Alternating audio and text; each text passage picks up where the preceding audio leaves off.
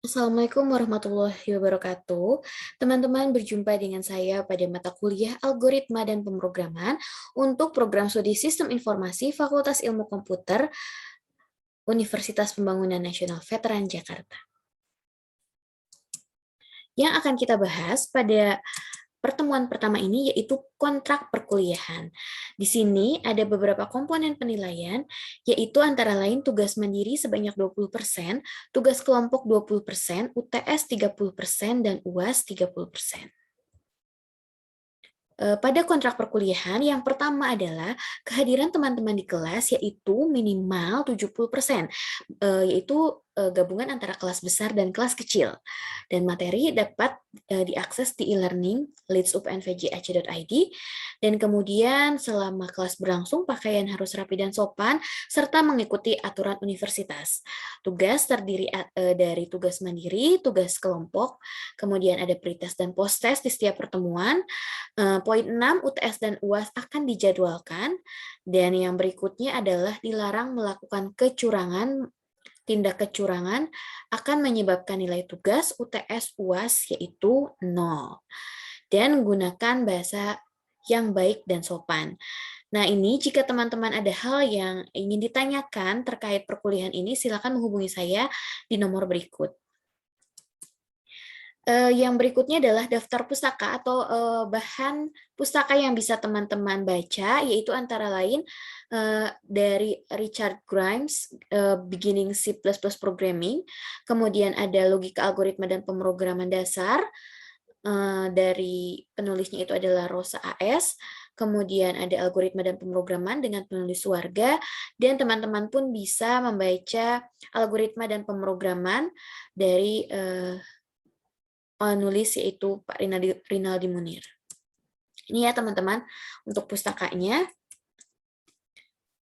Oke, lalu apa saja yang akan kita bahas selama satu semester ini, yaitu pertama pengenalan algoritma, kemudian bagaimana struktur logika pada kehidupan sehari-hari, kemudian ada struktur logika sequence selection flowchart, kemudian ada data, variabel, dan operator dasar, kemudian logika perulangan pada dunia nyata, ada for looping, do while looping, dan bagaimana penggunaannya.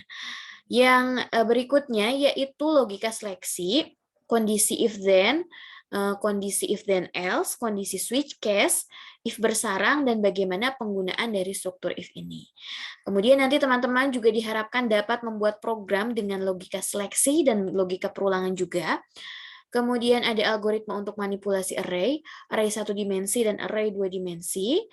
Ada juga algoritma sorting, bubble sort, selection sort, insertion sort, dan quick sort, serta pemrograman modular, prosedur, dan function. Bahasa pemrograman itu ada banyak sekali teman-teman ya yang bisa teman-teman pelajari, namun khusus untuk algoritma dan pemrograman satu ini kita akan menggunakan bahasa pemrograman C ya, C++, dan mungkin nanti dikombinasi dengan C.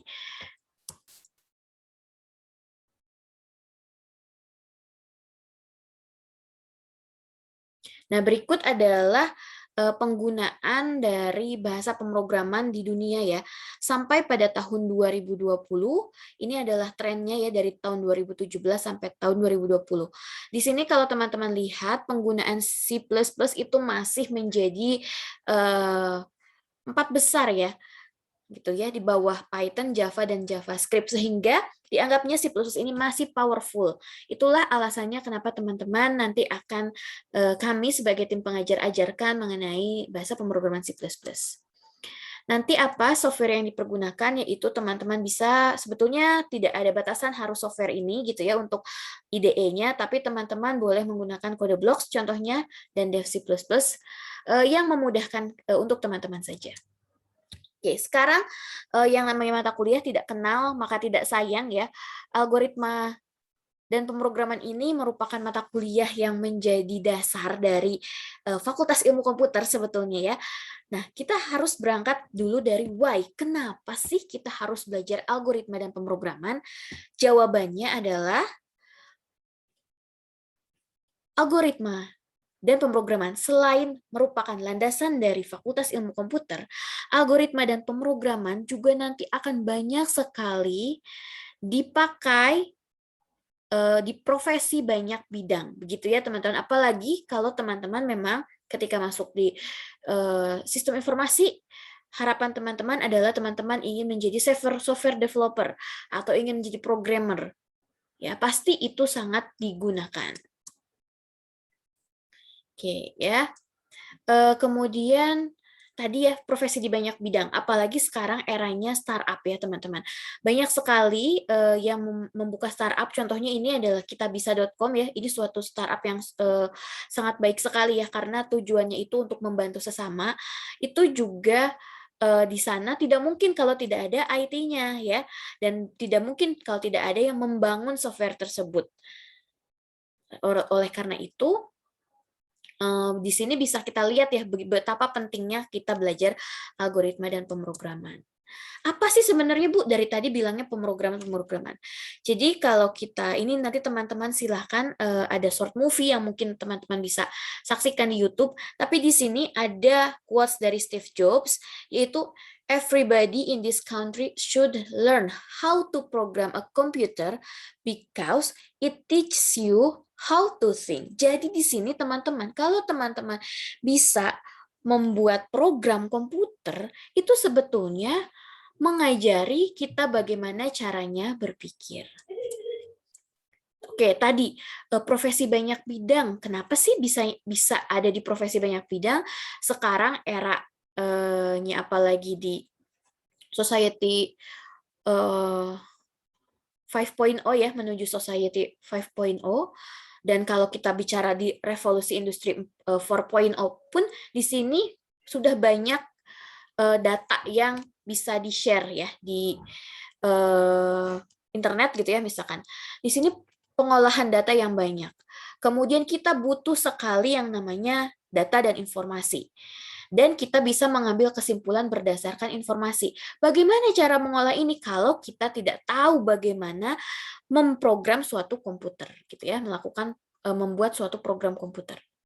Nah, kalau teman-teman lihat di beberapa lowongan pekerjaan pun di sini banyak sekali lowongan untuk misalkan mobile programmer, ada data scientist, ada web designer, web developer. Semua profesi ini tidak mungkin bisa diambil oleh teman-teman atau teman-teman memiliki profesi ini jika teman-teman tidak punya dasarnya, yaitu algoritma dan pemrograman. Oke, baik. Kenapa sih kita harus membuat program komputer? Di sini kita berangkat dari perbandingan kinerjanya saja ya, teman-teman. Pertama, manusia. Manusia itu mudah lelah apabila mengerjakan banyak tugas, apalagi tugasnya yang diulang-ulang ya, teman-teman. Nah, sedangkan kalau komputer tidak pernah lelah ketika mengerjakan banyak tugas. Kemudian manusia juga mudah lupa dalam mengerjakan tugas. Jadi misalkan hari ini harusnya mengerjakan tugas tapi terlewat karena lupa, misalkan karena ketiduran. Tetapi komputer tidak, teman-teman. Karena komputer memiliki memori yang baik untuk menyimpan seluruh data.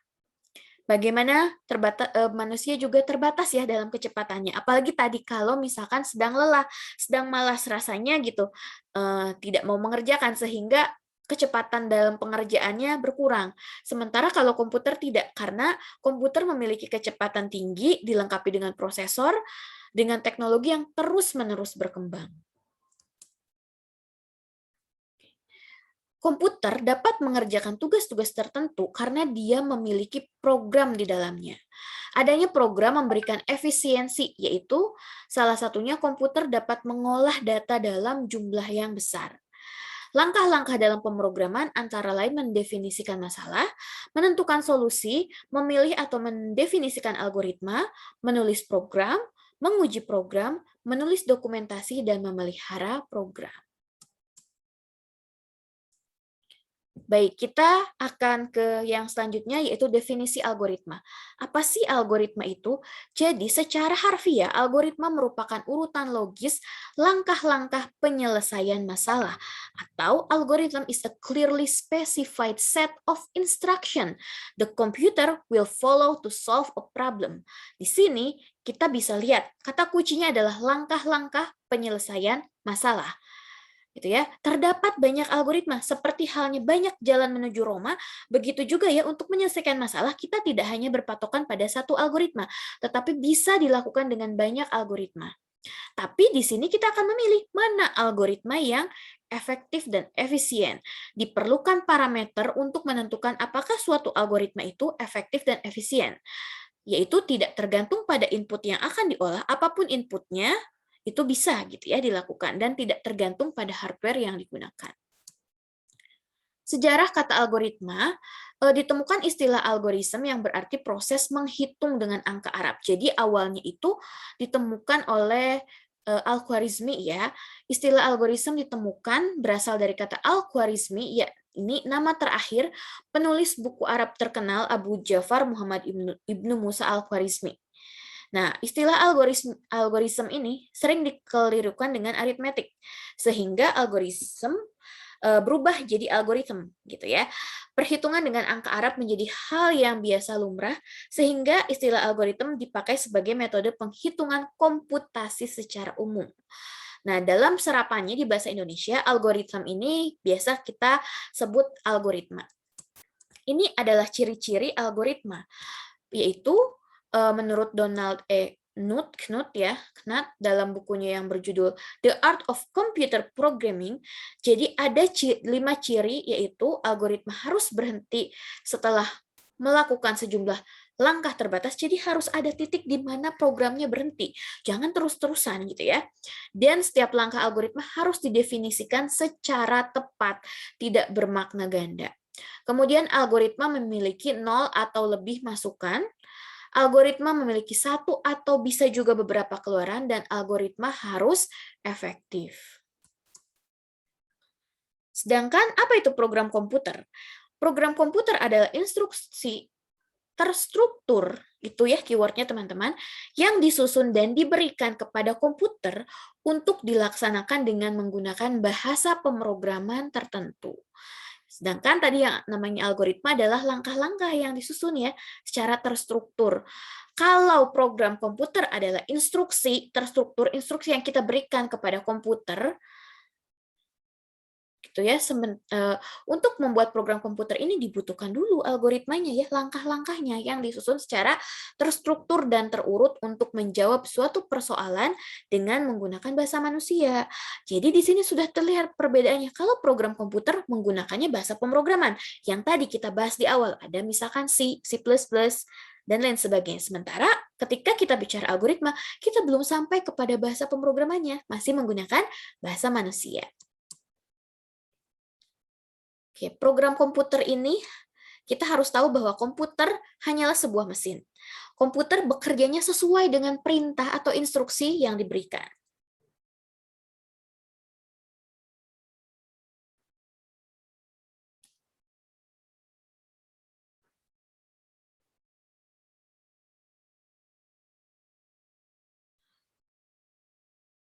Perintah atau instruksi yang diberikan kepada komputer untuk memecahkan suatu masalah tadi disebutnya adalah program komputer. Program komputer ini akan memandu kerja dari komputer yang secara terstruktur disusun oleh manusia melalui algoritma yang digunakan. Algoritma harus ditulis dalam notasi bahasa pemrograman agar dipahami oleh komputer. Jadi algoritma yang ditulis dalam notasi bahasa pemrograman itu dan dapat dipahami oleh komputer itu adalah program komputer. Begitu ya teman-teman ya.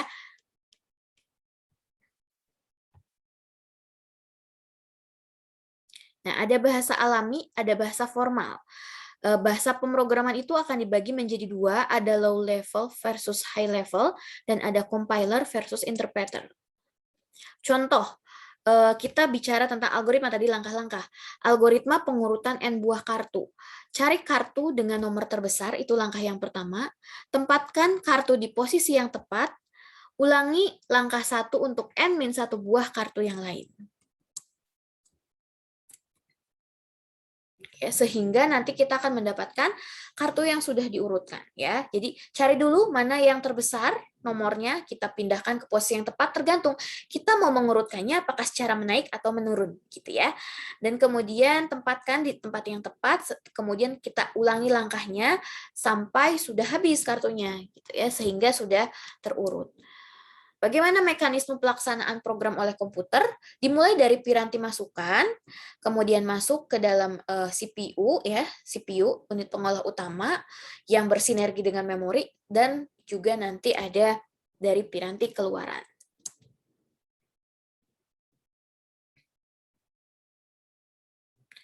Kemudian kita masuk ke bahasa pemrograman, teman-teman. Bahasa pemrograman tadi adalah alat bantu untuk membuat suatu program komputer.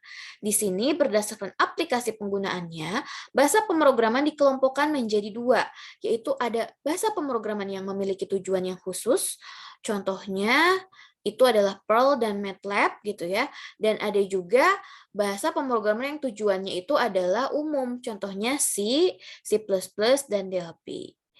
Berdasarkan kedekatan bahasa pemrograman, itu dibagi juga menjadi dua, yaitu ada bahasa tingkat rendah, yaitu kalau bahasa tingkat rendah itu berarti dia semakin dekat dengan bahasa mesin ya, semakin jauh dengan bahasa manusia.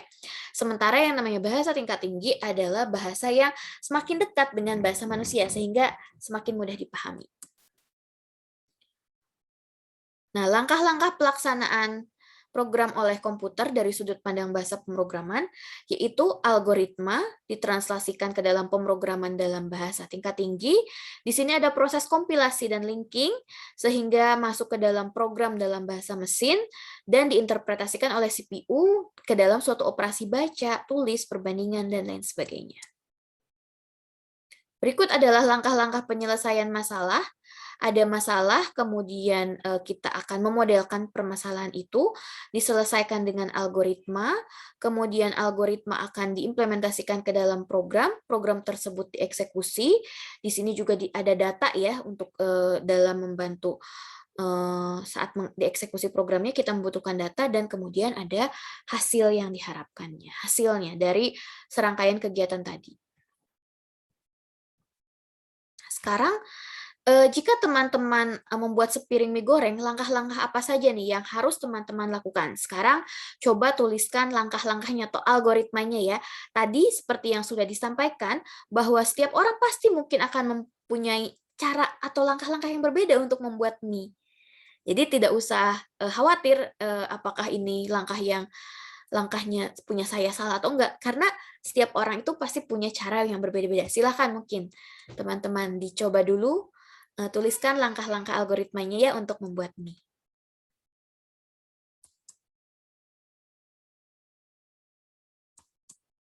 Oke, ini salah satu alternatif solusinya membuat algoritma membuat mie instan. Yang pertama, tempatkan panci di atas kompor.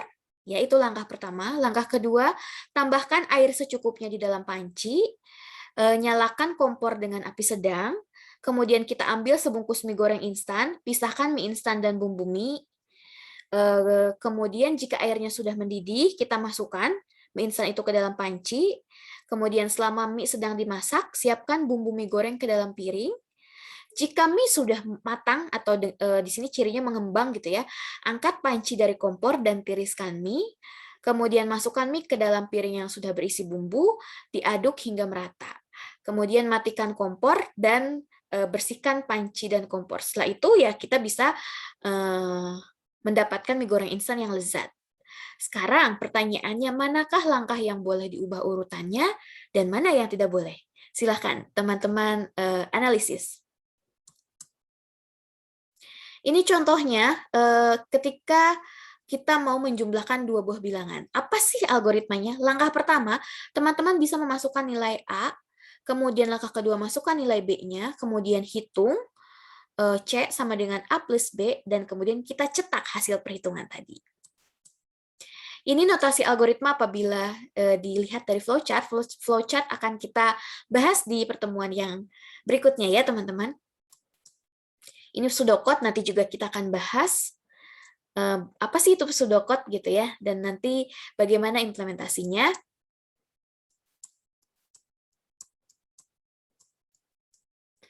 Nah, yang perlu teman-teman lakukan di pertemuan kali ini adalah kita akan bermain game ya. Jadi setelah sesi video ini, teman-teman silahkan bisa membuka code.org code.org gitu ya, /Minecraft, di mana di sini kita akan bermain Minecraft. Kenapa sih kok main Minecraft gitu? Apa hubungannya dengan algoritma dan pemrograman? Hubungannya di sini ketika kita memainkan Minecraft itu ada langkah-langkah yang harus kita kerjakan. Langkah-langkah itu adalah algoritma. Jadi kita akan mulai belajar dari hal yang menyenangkan dulu, hal yang kecil dulu, yang serupanya itu hanya permainan, tapi memang sebetulnya syarat akan makna gitu ya teman-teman. Jadi teman-teman silahkan nanti akses buat ada tutorialnya juga yang bisa teman-teman saksikan, dan silahkan selamat mencoba bermain Minecraft. Di sini Minecraft Hour of Code tutorial ya, Hour of Code. Jadi 1 jam sudah bisa selesai. Ya teman-teman, mungkin sekian dulu untuk pertemuan hari ini. Terima kasih atas perhatiannya. Sampai bertemu di video selanjutnya. Wassalamualaikum warahmatullahi wabarakatuh.